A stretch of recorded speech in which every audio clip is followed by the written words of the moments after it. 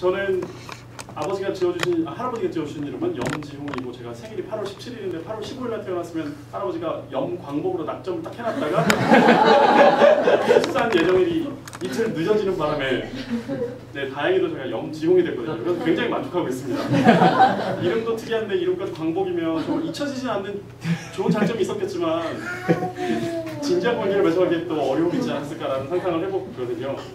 염지홍이라는 이름을 갖게 됐고, 근데 그 염지홍의 이름은 제가 지은 게 아니라 제가 갖고 있는 기질로 지어진 이름이 아니라 어떤 애일 거다 예상을 하고 지으신 거잖아요. 그래서 저는 제 기질을 나타낼 수 있는 이름을 짓고 싶었고, 그게 이제 저 옛날에는 이제 패션이라는 단어였습니다. 패션, 뭐 저기도 제가 빨간색으로 표현했듯이 패션은 다 그냥 뜨거운 거잖아요. 열기, 열정이라는 단어로 번역이 되면 열자인 또 불화면이 들어가고 뭔가 뜨거운 건데 제 성격이 좀 다혈질일 때도 있었거든요. 학교 다닐 때는. 그래서 그냥 열정이라는 단어는 어떤 때는 소유하고 싶다는 생각이 있습니다. 브랜드처럼 딴 사람 쓰지 말고 나 혼자만 쓰면 안 돼. 딴 사람 열정 쓰지 못하게 하고 어렸을 때, 소유욕이 좀 강할 때. 근데 지금은 오히려 그 열정을 이게 열정이 넘치고 하면 이제 나눠줄 수 있는 거구나 라는 생각을 하게 됐습니다. 그래서 봄맞이 한번 제가 PT 바꿔봤는데요. 봄이 왔고 이제 꽃이 피려면 뭐가 필요할까 한번 생각을 해봤는데요. 흙도 필요하고 물도 필요하고 씨앗도 필요한데 저는 이제 한 송이 꽃이라고 생각을 하고 있거든요.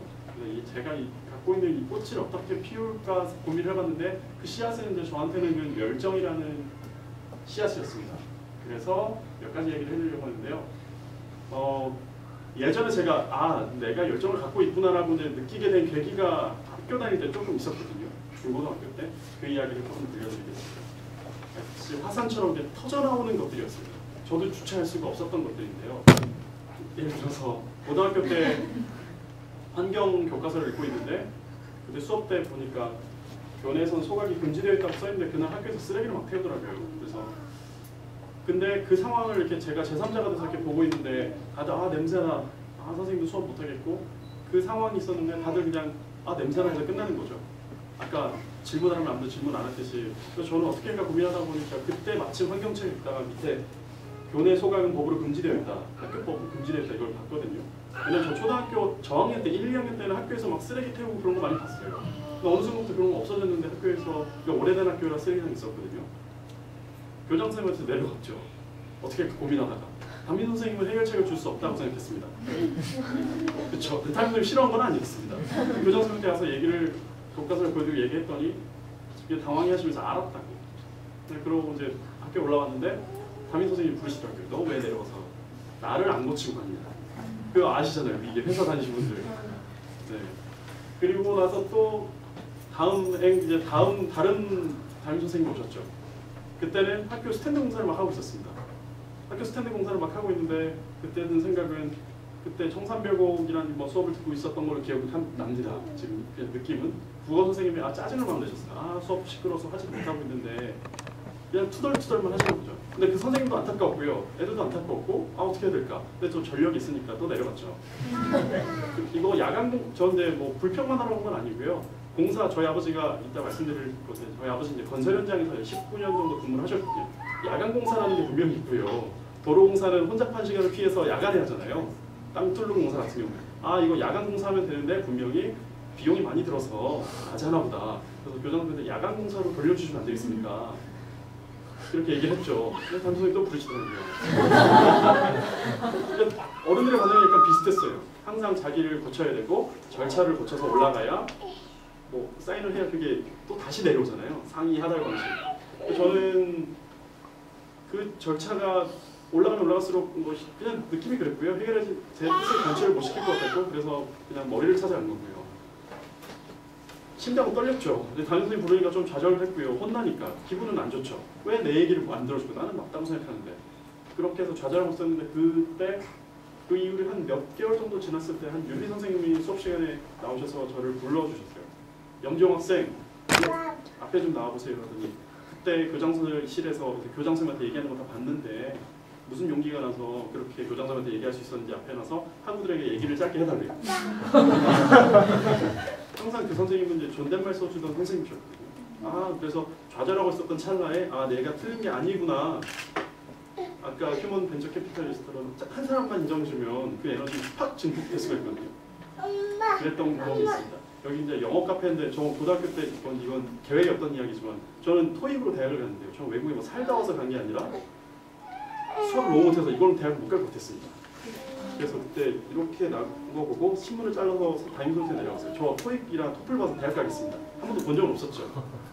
미쳤다고 했어요. 저한테. 왜 그렇게 학교 간 사람이 없었고요. 98년도에 처음 전형이 생겼기 때문에 아시겠지만 저랑 비슷한 나이 때면요. 제가 뭐 토요일날 토플 본다고 학교를 빠진다고 그때는 놀터가 없었거든요. 너는 네가 뭔데 학교를 빠지고 토플 보러 가냐. 학교에 그렇게 전에 그런 시험을 본 사람하고 학교를 빠진 역사가 없으니까 절차도 없는 거예요. 그런 경험을 했고 이제 결국은 학교를 그만둘까 고민을 했었는데요. 그래도 이제 학교 친구들이 너무 좋아서 그만둘 자신은 없었습니다. 그렇게 해서 학교 생활을 보냈고 군대를 갔죠. 근데 제대하기 좀 전인가 6개월 전인 것 같은데요. 평생 제가 후회하기 싫어서 했던 일이 있었습니다. 뭐냐면 군대 있을 때 저는 이제 미군 부대에서 근무를 했습니다. 왜냐면 그때 그 토익 성적으로 군대까지 갔거든요. 전 수능을 안 봤습니다. 재수할 때 또 수능을 안 보고 그냥 토익 성적 하나로 군대하고 대학하고 다 했습니다. 아까 저 전공 일하느라고 말씀드렸는데 저희 과가 모집이 한 명이었거든요. 영어과 이런 데는 경쟁률이 치열한데 저는 지원을 했는데 마감이 딱 됐는데 1대1이더라고요. 저 재수학원 다니다가 학원비 다 돌려받고 그냥 수능 안 보고 그냥 학교 가기로 결정해서 전 그래서 굉장히 리스크가 누가 봤을 때 리스크가 큰 선택이었죠. 왜냐면 영어를 어디서 뭐 제가 뭐 살다 배운 것도 아니고 그 당시에는 다 시험 보러 갔더니 정말 뭐 다들 토익 900 몇 점만 있었어요. 저는 그 점수도 아니었거든요. 800점대 중반 점수로 틈새 전략을 해서 쉽게 들어가서 그 군대까지 잘 가게 돼서 이때 어떤 일이 있었냐면 지금처럼 이렇게 좀 약간 딱딱한 자세로 한 2,000명이 서 있던 그런 행사였습니다. 미군의 뭐 군은 행사 몇 자주 하죠. 한 달에 한 번씩 다 모이는 행사하는데 그때 저는 이제 병장이었고 모든 행사를 시작하면 절차가 있습니다. 오늘도 MC가 나와서 소개를 해주시고 뭐 연사분들을 소개해주시고 이런 과정이 있는데요. 미군은 모든 행사는 뭐 학교 조회도 그렇죠. 애국가를 틀고 뭐 국기에 대한 경례를 하고 미군은 국가령령 경례까지는 안 하고요. 그 미군 군가를 애국가를 부르고 그 다음에 미국 국가 그 제목이 뭔지 잘 모르지만 따라라라라라 이거 하고 그리고 이제 미군 군가를 부르는데 그 행사를 계속 해왔죠. 제가 이제 병장이 됐을 때 한 1년 반 정도 지났을 때입니다. 그날따라 이렇게 딱 서 있는데 그때 한미 우호 주간 무슨 행사였거든요. 애국가가 안 나오고 미국 국가가 먼저 나오잖아요. 안 나오다 보다 순서 바뀔 수도 있으니까. 근데 보통 그게 절차가 있거든요. 문법상. 근데 그날따라 그렇게 지나가고 그 다음에 그 노래가 딱 끝났는데 미국 국가 굉장히 깁니다 생각보다. 그 다음에 미국 군가가 나오는 거예요. 애국가가 빠졌는데 왜 애국가 안 나올까? 나오겠지.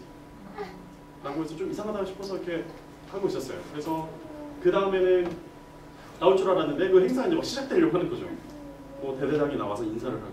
그래서 제가 그때는 근데 바로 제가 거기 머리게 갈 수는 없었습니다. 2,000명이 서 있었기 때문에 저도 그 규율이라는 게 또 학교 때랑 또 다르고요. 그래서 미군 백인 그 대대장 대위한테 얘기를 하고 앞에 내셔널 에선 빠졌으니까 알아봐달라. 이 사람도 그 권위에 눌려서 쭈뼛쭈뼛거리더라고요. 앞에서 알아보는 것 같더니 솔루션을 제시를 못 해주는 거죠. 미국 상사한테도 얘기했는데 나름 절차를 지키려고 애썼습니다. 근데 이 사람도 결국은 그 답을 저한테 주지 못했거든요. 거기에 이제 투자들은 예를 들어서 100명 중에 10명, 10%가 한국군이거든요. 서로 이제 눈치를 보고 있었어요. 뭔가 이상하다. 애국가가 안 부르니까 이상하잖아요. 행사 때. 그때 제 결정은 가서 얘기를 해야 되겠다. 방법은 없었죠. 뭐 뛰어나간 거밖에. 그래서 제 솔루션을 한번 딱 뛰어서 그냥 막 뛰었습니다. 뛰어서 앞에 나가서 경례를 하고 웬 신놈이 튀어나온 거죠. 딱 내린 그때 마침 이제 한국군 이제 쪽에서 오신 분이 이제 인사를 한 때였거든요. 애국가 빠졌습니다. 애국가가 틀어져야 될 것 같습니다. 제 기억으로는 그렇게 얘기를 했습니다. 그리고 이제 들어왔죠. 딱 서 있는데 행사가 다 중단이 됐습니다. 이건 굉장히 중요한 이슈거든요. 상대국에 대한 예우를 저버린 거거든요. 앞에서 막 부셔부셔거리고 난리가 났습니다. 근데 소위가 한 명이 이렇게 왔어요. 미군 소위가. 병장이 서전이거든요. 서전이면 Can you sing national anthem? 저한테 애국가 부를 줄 알아요. 왜 그러냐면 그 엉뚱한 사람 시킬 수도 없지 않습니까? 제가 일을 벌렸으니까 결자 해지해야 되는 거죠. 그래서 그 다음 잠깐 고민이었습니다. 왜냐면 한 번도 그런 경험이 없었고 그래서 같이 나갔죠. 근데 하겠다고 하고 모르겠다고 하면 그것도 더 문제입니다. 그러면 고참들이나 먼저 다른 사람들이 뭐라고 했겠죠. 앞에 나갔습니다. 앞에 나가서 딱 섰는데 굉장히 분위기가 이제 아까랑 달랐죠. 삼엄한 분위기. 불렀는데 이제 1절까지 할까 4절까지 고민 좀 하고 키를 어디에 맞춰야 되는 딱 그 고민만 했습니다. 그래서 4절까지 다 하고 싶은데 사실은요. 이기상과 임원부 충성을 다 하고 싶은데 혹시나 틀리면 안 되죠. 그 고민 때문에 못했는데요. 좀 약간 약올라서 다 끝까지 하고 싶었습니다. 근데 그 일이 있어서 행사가 이제 시작이 됐습니다.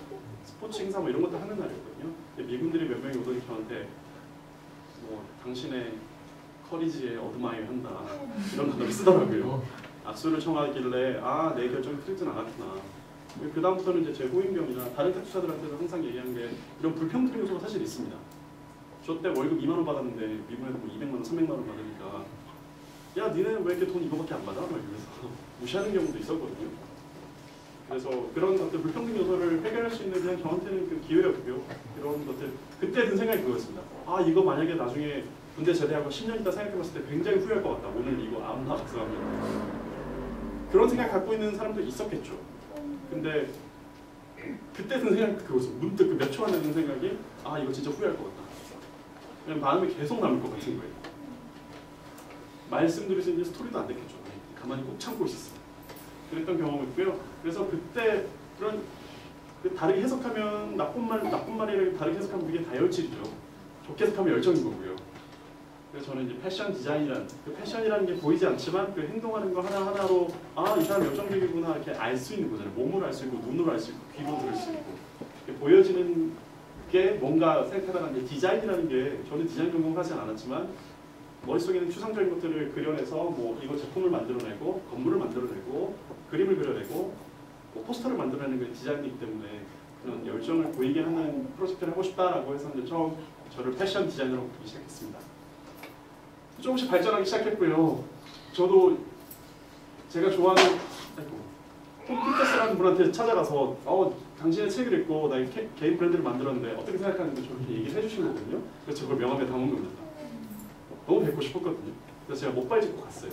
네. 교통사고를 당해서 퇴원하자마자요. 너무 반가워하시더라고요. 자기 책을 읽고 이렇게 바뀌었다라고 얘기를 합니다.